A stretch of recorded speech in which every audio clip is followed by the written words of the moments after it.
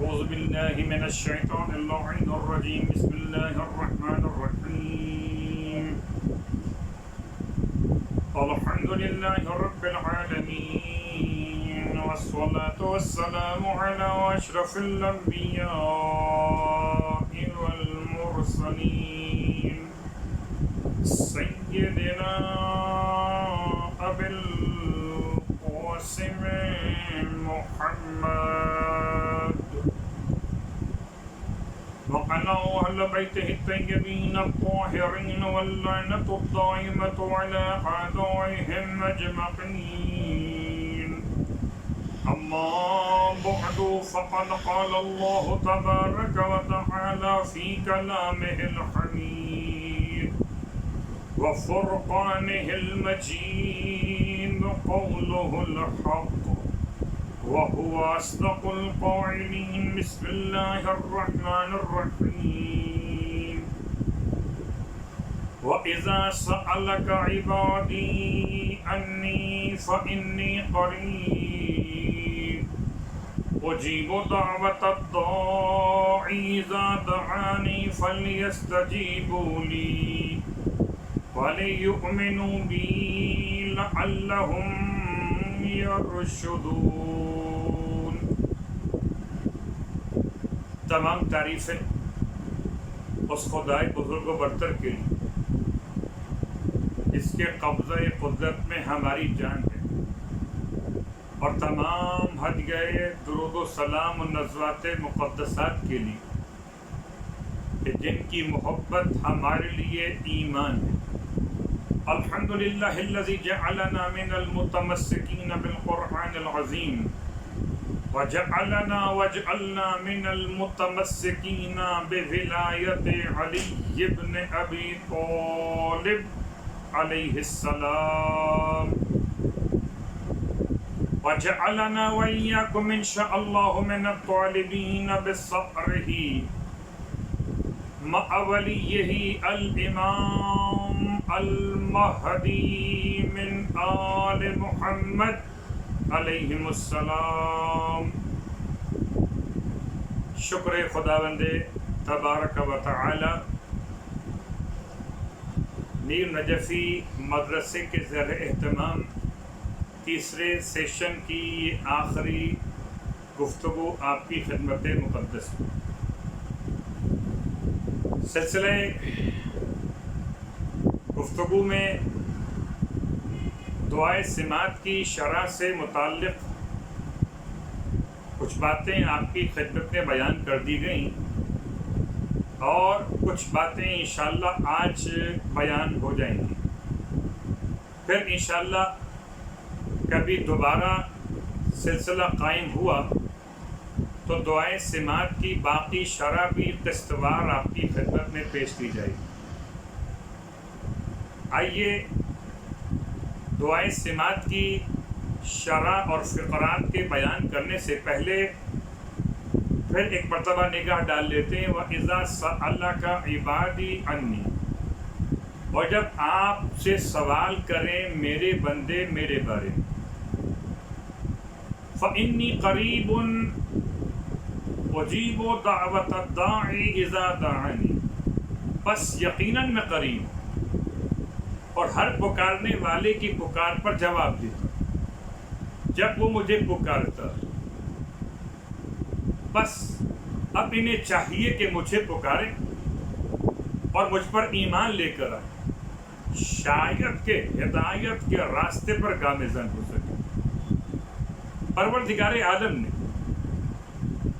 انسان کو دعا مانگنے کا طریقہ سکھانے کے لیے اپنے انبیاء روانہ کیا، اور انبیاء علیہم السلام اور انبیاء کے ساتھ اوصیاء انبیاء علیہم السلام دعا کے تسلسل کو بیان کرتے چلے۔ دعا کیسے مانگنی چاہیے، دعا کس طرح مانگنی چاہیے، دعا کب مانگنی چاہیے، یہ تمام باتیں جمع ہوتے ہوتے جمعۃ المبارک کا دن سورج کے ڈوبنے سے پہلے اور خاص طور سے آخری ساعت سے متصل، یعنی ساعت امام زمانہ علیہ الصلوۃ والسلام. دن بھی امام زمانہ علیہ الصلوۃ والسلام کے نام جمعے کا دن، اور ساعت بھی امام زمانہ علیہ الصلوۃ والسلام. اور امام کی ساعت میں، امام کے دن میں، امام کے نائب کی بیان کی ہوئی دعا، یا روایت کے اعتبار سے دو اماموں کی بیان کی ہوئی دعا، پانچویں اور چھٹے امام علیہم الصلوۃ والسلام. اور اس دعا کے کلمات کے لیے خاص طور سے ہم اس مقام تک پہنچے تھے کہ جہاں پر یہ دعائے سماعت میں وہ جملے استعمال ہوئے کہ جن میں زمین و آسمان کے مشکلات و پریشانیوں کے خاتمے اور اموات کے دوبارہ زندہ کیے جانے کے حوالے سے خدا کے اسماء اعظم کا تذکرہ تھا. اور آج آپ کی خدمت میں وہ 5 باتیں بیان کرنا مقصود ہے جو اگلے سلسلے دعا میں آپ تلاوت کیا کرتے ہیں. سلسلہ دعا میں بجلال وجہک الکریم، لفظ جلال، اکرم الوجوہ واعز الوجوہ الذی انت لہ الوجوہ وخضعت لہ الرقاب وخشعت لہ الاصوات. اور میں تیری کریم ذات کے واسطے سے، جو سب سے زیادہ کریم، سب سے زیادہ عزیز ذات، جس کے سامنے تمام ذاتیں ذلیل اور گردنیں خاضع ہیں، خاشع ہیں، اور جس کے لیے آوازیں خاموش ہیں، اور جس کے خوف سے دلوں میں لرزہ طاری ہے. تو لفظ جلال، لفظ قوت، لفظ مشیت، لفظ کلمہ اور لفظ حکمت، ان تمام 5 باتوں سے جوڑا سلسلہ آپ کی خدمت میں. جلال، خدا کا جلال، خدا صاحب کرم، خدا صاحب جلال، خدا کی ذات کریم ترین، عزیز ترین، جس کے سامنے چہرے ذلیل ہیں، اس کے سامنے گردنیں جھکی ہوئی ہیں، اس کے سامنے آواز پست ہو چکی ہے. خدا کا جلال، خدا کی قوت. جلال میں قوت میں کیا فرق ہے؟ جلال وہ کیفیت ہے پروردگار عالم جو اس کی عزت و کرم کو بیان کرتی ہے. اس کے سامنے چہرے خاشع ہو جائیں، اس کے سامنے گردنیں جھک جائیں، اس کے سامنے آوازیں دم توڑ دیں. جبکہ لفظ قوت، اب قوت قلت بہا تم سے کچھ سما، اور تجھ کو تیری قوت کا واسطہ دے کے دعا مانگتے. کون سی قوت؟ تم سے کچھ سما ان تقع علی الارض الا باذنک، کہ جس کے ذریعے سے تو روکے ہوئے آسمان کو کہ وہ کہیں زمین پہ نہ گر پڑے. آسمان کو کون روکے ہوئے اور کتنی قوت سے روکے ہوئے؟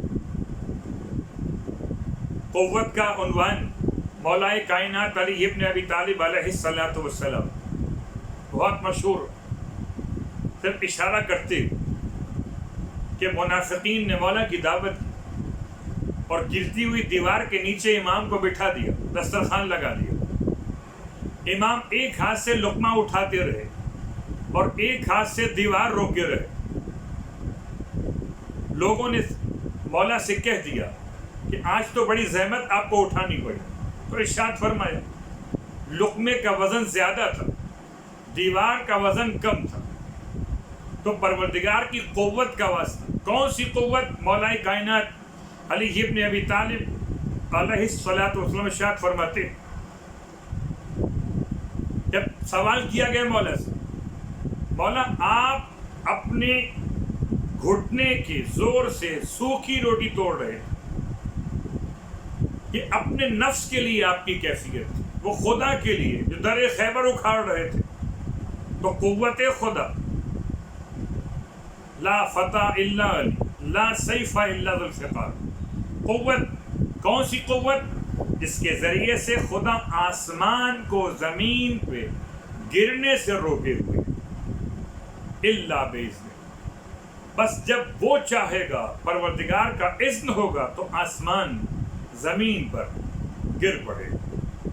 تم سے کچھ سماوات والارض ان تزولا، زمین و آسمان دونوں کو روکے ہوئے کہ کہیں دونوں زائل نہ ہو جائیں، کہیں دونوں برباد نہ ہو جائیں. تو ایک جلال، ایک قوت، اور تیسرا واسطہ مشیت، خدا کی رضا. مشیت پر بات آئی تو آپ کو سمجھانے کے لیے امام محمد باقر علیہ الصلوۃ والسلام جناب جابر ابن عبداللہ الانصاری سے ارشاد فرما رہے تھے، چچا جابر آپ نے ایمان کو کیسا پایا؟ اور جناب جابر فرماتے ہیں ایمان کو ایسے پایا جب سے ایمان کا ذائقہ ملا، بڑھاپا جوانی سے عزیز ہو گیا، غربت ثروت سے زیادہ اچھی لگنے لگی. امام فرماتے ہیں بس چچا جابر آپ نے ایمان کو اتنا ہی سمجھا. تب جابر کہتے فرزند رسول آپ بتا دیجئے آپ نے ایمان کو کس طرح بیان کرنا؟ ارشاد فرمایا کہ چچا جابر ایمان یہ کہ ہم خدا کی مشیت پر راضی، خدا جس حالت پر رکھنا چاہے ہم اس حالت پر راضی. خدا اگر جوان رکھنا چاہے جوانی پر راضی، خدا اگر ضعیفی دینا چاہے ہم ضعیفی پہ راضی، خدا اگر غربت دے غربت پہ راضی، خدا اگر جوانی دے جوانی پر راضی، تونگری پر راضی. جیسے خدا راضی اس پر ہم راضی. وما تشاؤون الا ان یشاء اللہ، یا معصوم کا فرمان کہ ہم مشیت خدا کے ظروف ہیں. مشیت، اس مشیت کا واسطہ دانا لہل عالمون، جس کی وجہ سے سارے عالم آپس میں قریب ہو گئے. ہر ایک کا واسطہ قوت الگ ہے. جلال، قوت، مشیت. اس کے بعد کلمہ، خدا کا کلمہ کیا؟ تجھ کو تیرے اس کلمے کا واسطہ. خلقت بہ السماوات والارض، جس کے ذریعے تو نے زمین و آسمان کو خلق فرمایا. زمین و آسمان بنے نور آل محمد سے. تو خدا کا کلمہ کیا ہوا؟ یعنی کہ ازواج مقدسات محمد و آل محمد علیہم الصلوۃ والسلام. اور آخری بات، غدیر کے اعمال کے بیان سے پہلے حکمت، جلال، قوت، مشیت، کلمہ اور حکمت. حکمت بہت طولانی، اس کے ذریعے سے اللہ نے عجائب کو خلق فرمایا. عجائب پیدا ہوئے خدا کی حکمت کی بنیاد پر. حکمت خدا کیا؟ اللہ کے حبیب فرماتے ہیں انا مدینۃ الحکمت وعلی بابھا. بعض روایات میں انا دار الحکمت وعلی بابھا، میں حکمت کا گھر ہوں، علی اس کا دروازہ. اور حکمت جس کے ذریعے اللہ نے عجائبات کو خلق فرمایا. اور اہل ایمان کا وظیفہ نعت علی مظہر العجائب، پروردگار خالق العجائب، مولا کائنات علی ابن ابی طالب علیہ السلام مظہر العجائب. وہ عجائب خلق فرماتا ہے، یہ عجائب کا اظہار فرماتے ہیں. اور اسی حکمت سے پروردگار نے خلق فرمایا اندھیرے کو، اور اس سے رات کو خلق فرمایا، نور کو بنایا، اس سے نہار کو بنایا، نشور بنایا، مبصر بنایا، شمس بنایا، قمر بنایا، اور شمس میں ضیاء اور قمر میں نور بنایا. اور اسی حکمت سے پروردگار عالم نے تمام کواکب کو بنایا. کواکب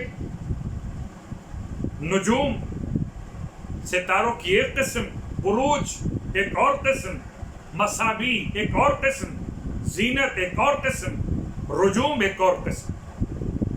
5 قسمیں ہیں ستاروں کی جنہیں کواکب کہتے ہیں. یہ سب کے سب حکمت خدا سے خلق فرمائی گئی. اور یہ تو دعائیں سماعت کے اعتبار سے چند جملے آپ کی خدمت میں تھے. اب آئیے اس سے پہلے کہ ہم بیان کریں غدیر کے اعمال. غدیر کیا ہے؟ ہر مومن کو خوب یاد، ہر مومنہ کو خوب یاد. الیوم اکملت لکم دینکم واتممت علیکم نعمتی ورضیت لکم الاسلام دینا. خاص دن، جس دن نعمت تمام ہو گئی، دین مکمل ہو گیا اور خدا اس اسلام سے راضی ہو گیا. تو جس کی ولایت کے اعلان سے دین رضی اللہ ہو جائے اس کو تو پہچانیے. پورا دین رضیت لکم الاسلام دینا. غدیر اور عید غدیر کے اعتبار سے یاد دلن کہ غدیر 2 ہیں. ایک غدیر تولا ہے، ایک غدیر تبرہ. غدیر ثانی کے نام سے ربیع الاول کی 9 تاریخ وہ بھی غدیر ہے. غدیر ثانی، یہ غدیر اول. یہ تولا والی غدیر ہے اور وہ تبرہ والی غدیر ہے. تو غدیر کے تمام تر فضائل و مناقب روایت کی روشنی میں اس سے پہلے کچھ اعمال بیان کر دیے جائیں. اعمال میں کتاب کا حوالہ اقبال الاعمال سید ابن طاؤس علیہ الرحمہ کی مرتب کی ہوئی کتاب. رات کے اعمال کو بیان کیا جا رہا. فصل فیما نذکرہ من اعمال لیلۃ الغدیر. وہ فصل جس میں ہم ذکر کریں گے شب غدیر کے اعمال. شب غدیر کے اعمال میں عبادات اور نمازیں بہترین موضوع، بہترین انداز گفتگو خدا کی بارگاہ. اور خاص طور سے اس رات کی نماز یعنی شب غدیر کی نماز سید ابن طاؤس نے بیان کی. فرماتے ہیں یہ 12 رکعتن 12 رکعت نماز لا یسلم الا فی آخرہن. سلام نہیں پڑھا جائے گا سوائے اس کے آخری رکعت کے بعد، یعنی ایک سلام کے ساتھ یہ 12 رکعت نماز مکمل ہوگی. وَيَجْلِسْ بَيْنَ كُلِّ رَكَعَتَيْنِ. اور ہر ایک 2 رکعت نماز کے درمیان آپ بیٹھیں گے، البتہ تشہد پڑھ کے کھڑے ہو جائیں گے. وَيَقْرَأُ فِي كُلِّ رَكْعَةٍ الْحَمْدَ. اور ہر رکعت میں پڑھیں گے الحمد اور سورہ قُلْ هُوَ اللَّهُ أَحَدٌ 10 مرات 10 مرتبہ. وآیت الکرسی مرتن اور ایک بار آیت الکرسی. اور جب آخری رکعت پہ پہنچیں گے یعنی 12ویں رکعت، اس میں الحمد پڑھیں گے 7 مرتبہ، سورہ اخلاص پڑھیں گے 7 مرتبہ اور قنوت میں کہیں گے لا الہ الا اللہ وحدہ لا شریک لہ لہ الملک و لہ الحمد یحیی و یمیت ویمیت ویحیی وہو حی لا یموت. یہ پڑھا جائے گا ذکر 10 مرتبہ. بیدہ الخیر وہو علی کل شیء قدیر. یا اس کو ملاتے مکمل کرتے ہوئے یہ پورا ذکر علی کل شیء قدیر تک مکمل پڑھیے 10 مرتبہ قنوت کی حالت.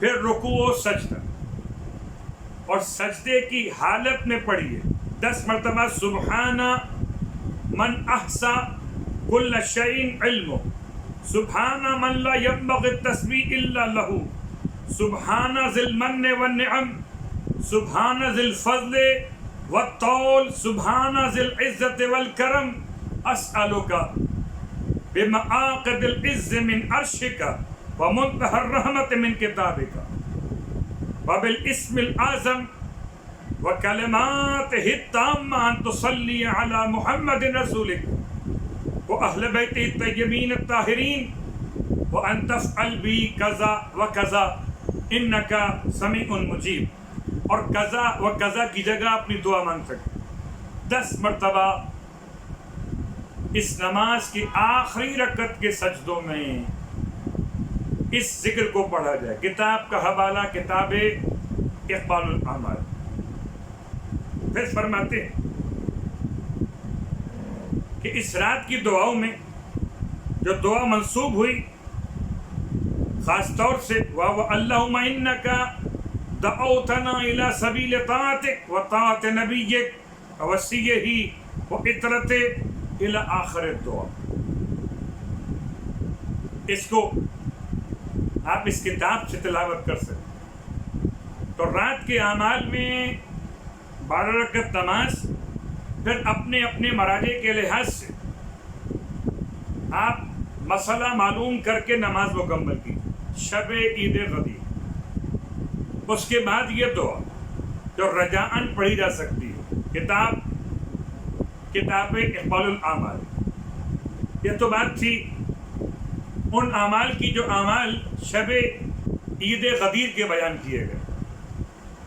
اب غدیر یعنی ذی الحج کی 18 تاریخ رویت کے لحاظ سے اپنے مراجع الزام کے فتاوی کی روشنی میں اعمال انجام دیجیے گا. غدیر اللہ کی بڑی عید، آل محمد کی عید، عظیم ترین عیدوں میں سے ایک عید. خداوند عالم نے کسی پیغمبر کو مبعوث نہیں فرمایا مگر یہ کہ اس دن کو عید قرار دیا اور محترم سمجھا. اس کا نام آسمانوں میں روز عید موعود ہے اور زمین میں اس کا نام میثاق ماخوذ اور جمع مشہود ہے. روایت میں کہ امام جعفر صادق علیہ السلام سے لوگوں نے پوچھا کہ مسلمانوں کے لیے جمعے کا دن، عید الاضحیٰ کا دن اور عید الفطر کے دن کے علاوہ کوئی اور عید بھی ہے؟ تو فرمایا میرے مولا کہ ہاں عید ہے، وہ جس کی عزت سب سے زیادہ ہے. راوی نے پوچھا وہ کون سی عید ہے؟ فرمایا کہ وہ دن کہ جس دن رسول خدا صلی اللہ علیہ وآلہ وسلم نے امیر المومنین علیہ السلام کو اپنی خلافت کے لیے منصوب فرما دیا اور فرمایا کہ جس کا میں مولا اور آقا ہوں اس کے علی بھی آقا اور مولا، اور وہ 18 ذی الحج. راوی نے پوچھا اس روز کون سے کام کرنے چاہیے؟ فرمایا کہ روزہ دار رہنا چاہیے، یعنی کہ روزہ، عبادت کرنا چاہیے یعنی کہ عبادت، محمد و آل محمد کو یاد کرنا چاہیے یعنی کہ درود پڑھنا چاہیے. اور رسول خدا نے مولائے کائنات سے وصیت فرمائی کہ اس دن کو عید کا دن سمجھے. اور ہر پیغمبر نے اپنے وصی کو وصیت کی، ہر پیغمبر نے، یعنی یہ وہ عید جو سارے انبیاء کے ادوار میں ہوتی رہی. ہر پیغمبر نے اپنے وصی کو وصیت کی کہ اس روز کو عید قرار دے. چھٹے امام کی روایت مکمل ہوئی. اور اب حدیث ابن ابی نصر بزنتی امام رضا علیہ السلام سے روایت کر رہے کہ امام نے ارشاد فرمایا، اے پسر ابو نصر، جہاں کہیں بھی رہو کوشش کرو کہ روز غدیر مولائے کائنات علی ابن ابی طالب علیہ السلام کی قبر مطہر کے پاس حاضر ہو جاؤ. بتحقیق کہ خداوند عالم اس روز ہر مومن اور مومنہ کے 60 سال کے گناہوں کو بخش دے، اور اس دن آتش جہنم سے اس سے دگنا تعداد میں لوگوں کو آزادی عطا کرتا ہے کہ جتنا ماہ رمضان میں اور شب قدر میں اور شب عید فطر میں آزاد فرماتا ہے. یعنی ماہ رمضان، شب قدر، شب عید فطر، ان 3 خاص مواقع پر جتنے آزاد کیے جاتے ہیں ان سے دگنا تعداد میں روزے غدیر. اس دن برادر مومن 1 درہم و دینار 1000 درہم دینے کے برابر دوسرے دنوں میں عطا کرنے کے اعتبار سے اس روز برادران ایمانی کے ساتھ احسان کرو. یہ سب اعمال ہیں. مومنین اور مومنات کو خوش کرو، یہ اعمال ہیں. بخدا اگر لوگوں کو اس دن کی فضیلت معلوم ہو جائے جیسا کہ معلوم ہونا چاہیے تو اس روز 10 مرتبہ ملائکہ ان سے مصافحہ کریں. اللہ جو عارف غدیر ہو جائے اس سے ملائکہ 10 بار مصافحہ کریں، اور جو عارف صاحب غدیر ہو جائے اس کا کتنا بلند مقام ہو جائے. میں کبھی سوچتا ہوں کہ رضی اللہ اور علیہ السلام کی بحث کرنے والے ملائکہ جس سے مصافحہ کریں تو ملائکہ تو علیہ السلام ہو جائیں، اور جس سے مصافحہ کریں اس کا مقام کیا ہوگا. اگر کوئی غدیر کو پہچان لے تو ملائکہ سے بلند ہو جائے تو کیا مقام ہوگا خود مولا کائنات علی ابن ابی طالب علیہ السلام. مختصر یہ کہ اس دن کی تعظیم لازم اس کے چند اعمال ہیں. روزہ رکھنا جو 60 سال کے گناہوں کا کفارہ. اگر قضا روزہ موجود ہے آپ تو قضا کی نیت سے اور دل میں اس افسوس کے ساتھ اگر قضا نہ ہوتا تو روزہ مستحب رکھتا تو انشاءاللہ قضا بھی ادا ہو جائے گا، اور اس ارادے کے اعتبار سے ثواب بھی روزہ مستحب کا انشاءاللہ حاصل ہو جائے گا. 60 سال کے گناہوں کا کفارہ حدیث میں کہ یہ روزہ دنیا کی عمر کے روزے کے برابر. دنیا کی عمر اگر 7000 سال ہے تو غدیر کے روزے کا ثواب 7000 سال کے برابر، اور 100 حج اور 100 عمرے کے برابر. غسل کرنا، مولا کائنات کی زیارت پڑھنا، یہ 3 زیارتیں الگ ہیں. زیارت امین اللہ، زیارت مخصوص عید غدیر امام رضا علیہ السلام کی بیان کی ہوئی، اور زیارت غدیر امام جعفر صادق علیہ السلام کی بیان کی ہوئی. اور اس تعویذ کو پڑھے جس کو کتاب اقبال میں سید نے روایت کیا رسول خدا صلی اللہ علیہ وآلہ وسلم سے. 2 رکعت نماز پڑھے، سجدے میں جا کر 100 مرتبہ شکر خدا ادا کرے، پھر سر اٹھائے اور دعا پڑھے. اللہم انی اسألک بأن لک الحمد وحدک لا شریک لک الی آخر دعا. کتاب مفاتیح الجنان، اعمال روزے عید غدیر. پھر سجدے میں جائے اور 100 مرتبہ الحمدللہ اور 100 مرتبہ شکرا للہ پڑھے. اس سارے اعمال کو الگ الگ شمار کر لیں تو فگر بڑھ جائے گی.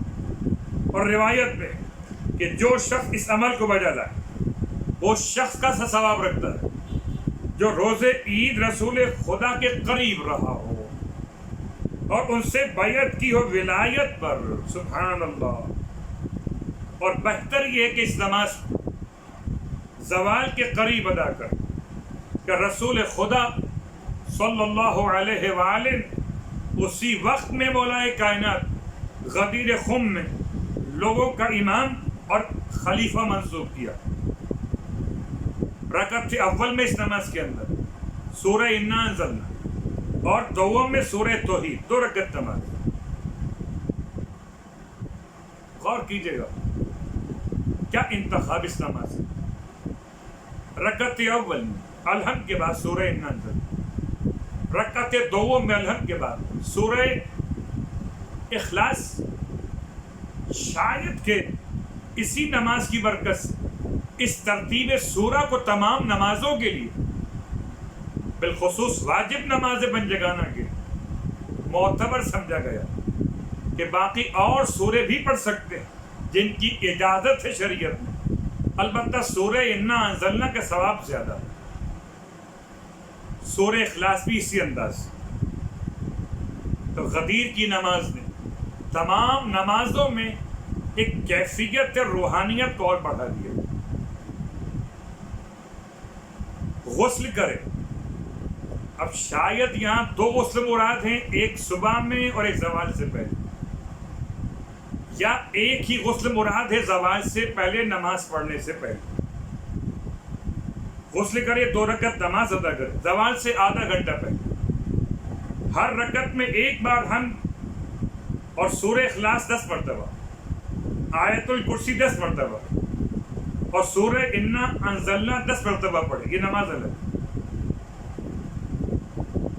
اب اس نماز کا ثواب 1,00,000 حج کے برابر، 1,00,000 عمرے کے برابر، اور دنیا اور آخرت کی تمام حاجتوں کے پورا ہونے کا ذریعہ۔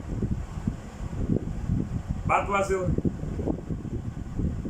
تو اب ایک نماز اس سے پہلے بیان ہوئی، ایک نماز یہ بیان دن کی نمازوں میں سے۔ اب یہ اس کے بعد کی دعائیں جو بیان کی گئیں، اللہم انی اسألک بحق محمد النبی، ایک یہ دعا جس کو سید ابن طاؤس نے شیخ مفید سے نقل کی، ایک دعائے ندبہ اعمال میں، اور ایک وہ دعا جس سے ربنا اننا سمعنا منادیا ینادی للایمان ان آمنوا بربکم الی آخر الدعا۔ حوالہ یا اشارہ مفاتیح الجنان اور مکمل دعا کتاب اقبال الاعمال کا۔ اس کے علاوہ جب مومن سے ملاقات کرے تو اس طرح تہنیت کو ادا کرے، الحمدللہ الذی جعلنا من المتمسکین بولایت امیر المومنین والائمۃ علیہم السلام، اور یہ بھی پڑھے کہ الحمدللہ الذی اکرمنا بہذا اليوم وجعلنا من الموفین بہدیہ وإلینا بعہدہ الینا ومیثاقہ الذی واثقنا بہ من ولایت ولاۃ امرہ والقوام بقسط ولم یجعلنا من الجاہدین والمکذبین بیوم الدین۔ مکمل دعا۔ حمد ہے اللہ کی جس نے ہم کو مولائے کائنات کی ولایت سے متمسکین میں سے قرار دیا۔ حمد خدا کی جس نے ہم کو اس دن کے ذریعے مکرم کیا، اس کے عہد کو پورا کرنے والوں میں سے قرار دیا، اور اس میثاق کا پورا کرنے والا بنایا جس کا ہم سے عہد دیا گیا، یعنی اپنے اولیاء امر کی اور ذمہ داران عدالت کی محبت، اور ہم کو روز قیامت کا انکار تکذیب کرنے والوں میں سے قرار نہیں دیا۔ 100 بار پڑھیں الحمدللہ الذی جعل کمال دینہ و تمام نعمتہ بولایت امیر المومنین علی ابن ابی طالب علیہ السلام۔ اب یہ عمل جان لیجیے، اس فضیلت والے دن میں اچھے لباس پہننا، زینت کرنا، خوشبو استعمال کرنا، خوش ہونا، خوش کرنا، امیر المومنین کے شیعوں کو اور ان کی خطاؤں سے درگزر کرنا، ان کی حاجتوں کو پورا کرنا، صلہ رحم، عیال کے لیے وسعت، مومنین کو کھانا کھلانا، روزے داروں کو افطار کرانا، مومنین سے مصافحہ کرنا، ان سے ملاقات کے لیے جانا، انہیں دیکھ کر مسکرانا، ان کے لیے تحفہ بھیجنا، اور ولایت کی عظیم نعمت کے لیے شکر بجا لانا، زیادہ صلوات پڑھنا، کثرت عبادت و اطاعت ہر ایک کے لیے عظیم فضیلت۔ اور اس روز جو 1 درہم برابر مومن کو دیتا ہے وہ 1,00,000 درہم کے برابر، جو اس دن کے علاوہ میں دیے جائیں. اس دن مومن کو کھانا کھلانا تمام پیغمبروں اور صدیقین کو کھانا کھلانے کے برابر.